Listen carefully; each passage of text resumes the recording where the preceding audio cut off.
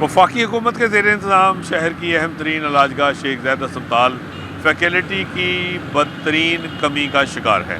शेख ज़ायद अस्पताल में प्रोफेसर्स की अहम तरीन सीटें अरसा दराज से खाली पड़ी हैं, जिसकी वजह से अस्पताल में जो इलाज मुआवजा है उसकी फराहमी अब बदतरीन इन्हतात से दो चार दिखाई देती है। शेख ज़ायद अस्पताल में न्यूरोलॉजी, न्यूरोसर्जरी, नेफ्रोलॉजी, यूरोलॉजी, इसके अलावा एनेस्थीसिया, पीड्स मेडिसन और ENT, इसके अलावा रिमोटोलॉजी समेत अहम तरीन जो शोबे हैं उनमें प्रोफेसर नहीं है। जनरल सर्जरी की 2 सीटें हैं प्रोफेसर की, उनमें से भी एक खाली पड़ी है। तो ये बेशतर जो अहम तरीन शोबे हैं इनमें प्रोफेसर जो है वो मौजूद नहीं, कहीं पे जो है वो एसोसिएट और AP भी मौजूद नहीं है और SR के ज़रिए काम चलाने की कोशिश हो रही है। इस तमाम तर सूरत हाल की वजह से, प्रोफेसर की सीटें खाली होने की वजह से,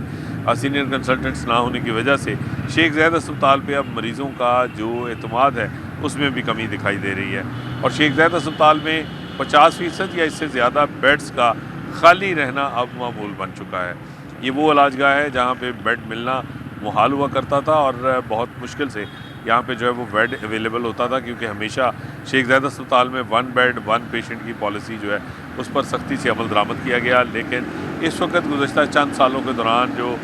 फैकल्टी की शॉर्टेज है वो अब इतनी बढ़ चुकी है कि बेशतर शोबे जो हैं वो खाली हो चुके हैं कंसल्टेंट से, सीनियर डॉक्टर से, जिसके बायस यहाँ पे मरीज़ जो है वो अब आना नहीं चाहते या वो आने से कतराते हैं, या